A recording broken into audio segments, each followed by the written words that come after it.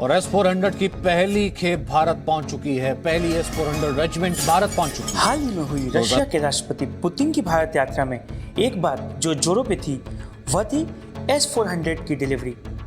तो आज के वीडियो में जानेंगे कि S-400 है क्या, S-400 काम कैसे करता है, S-400 की जरूरत इंडिया को क्यों है और S-400 के कारण क्या यूएस इंडिया पे कोई बैन या सैंक्शंस लगाने वाले हैं। 2020 में इंडिया चाइना की बॉर्डर टेंशन शुरू हुई और 2021 में चाइना ने 2 जगहों पे एक अपना एयर डिफेंस सिस्टम लगाया, जिसमें से एक लद्दाख के पास होतान एयरबेस और दूसरा अरुणाचल प्रदेश के पास निंची एयरबेस में है। और इस एयर डिफेंस सिस्टम का नाम है S-400। S-400 एक एयर डिफेंस सिस्टम है। S-400 को रशिया ने नाम दिया है S-400 ट्रायम्फ और नाटो देश इसे ग्राउलर कहते हैं। S-400 सिस्टम में 3 पार्ट हैं। पहला रडार, दूसरा कमांड सेंटर और तीसरा S-400 लॉन्चर। S-400 के ये रडार्स बहुत ही आधुनिक हैं और बहुत ही पावरफुल हैं, जो कोई भी एरियल मूवमेंट 600 किलोमीटर के दायरे में होते हैं उसे ट्रैक और डिटेक्ट कर सकते हैं। ये समझिए कि अगर हमने एक S-400 जम्मू कश्मीर में लगा दिया तो पूरी पाकिस्तानी एयर मूवमेंट को हम ट्रैक और डिटेक्ट कर सकते हैं। ये पावरफुल रडार एक टाइम में 300 टारगेट्स को मॉनिटर, ट्रैक और टारगेट कर सकता है, जिसमें ballistic missile, cruise missile, fighter planes, helicopters और ड्रोन भी शामिल हैं। तो अब आता है S-400 के सेकेंड पार्ट यानी कि कमांड सेंटर। ये रडार जो भी इंफॉर्मेशन कलेक्ट करता है वह जाता है कमांड सेंटर। इसी कमांड सेंटर में रडार द्वारा कलेक्टेड इंफॉर्मेशन को मॉनिटर किया जाता है और मिसाइल को लॉन्च इसी के अकॉर्डिंग होता है। और S-400 का तीसरा भाग है missile launcher. As per the information हर S-400 में 2 बटालियंस होती हैं।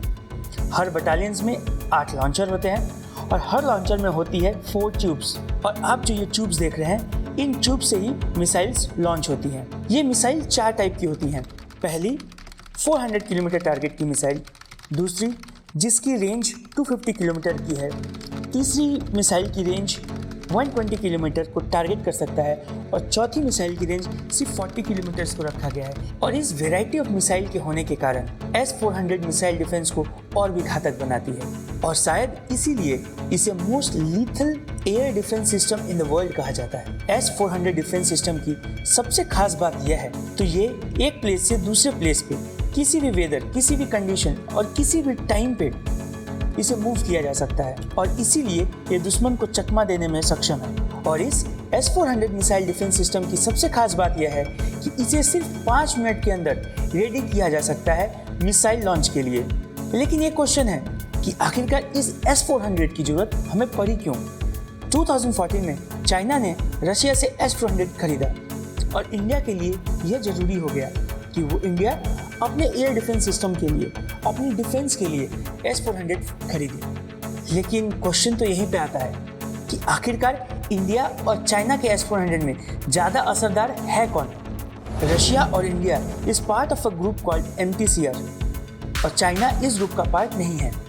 और MTCR ग्रुप के लॉ के हिसाब से कोई देश जो इस ग्रुप का है वह दूसरी कंट्री को जो इस ग्रुप का पार्ट नहीं है, जैसे कि चाइना, उसे 300 किलोमीटर रेंज से ज़्यादा दूरी की मारक क्षमता वाला मिसाइल सेल नहीं कर सकता। तो रशिया ने चाइना को जो S-400 डिफेंस मिसाइल सिस्टम दिया है उसमें उन मिसाइलों की क्षमता 300 किलोमीटर से ज़्यादा की नहीं जा सकती। जो मिसाइल रशिया ने चाइना को दिए हैं उनकी मारक क्षमता सिर्फ और सिर्फ 250 किलोमीटर्स ही हैं और यही इंडिया बाजी मार लेता है। रशिया और इंडिया दोनों ही MTCR ग्रुप के पार्ट हैं और इस लॉ के कन्वेंशन के हिसाब से रशिया जो मिसाइल इंडिया को डिलीवर कर रहा है that can go up to 400 kilometre और जो कि चाइना के मिसाइल के मुकाबले बहुत ही ज़्यादा है। रशिया चाइना को 250 किलोमीटर रेंज की क्षमता वाला मिसाइल सिस्टम दे रहा है, जबकि इंडिया को 400 किलोमीटर रेंज वाला मिसाइल सिस्टम। रशियन S-400 के बहुत कंपटीटर हैं, जैसे कि अमेरिकन थार जो अमेरिका ने ही ऑफर किया था, पर रशियन S-400 थार से भी बहुत ही ज़्यादा एडवांस है और India went ahead with S-400 deal. 2017 में अमेरिका ने एक नया लॉ लाया है कैट्सा और इसके अकॉर्डिंग कोई कंट्री रशिया के साथ आर्म डील करती है तो अमेरिका उन पर सैंक्शंस लगा सकता है।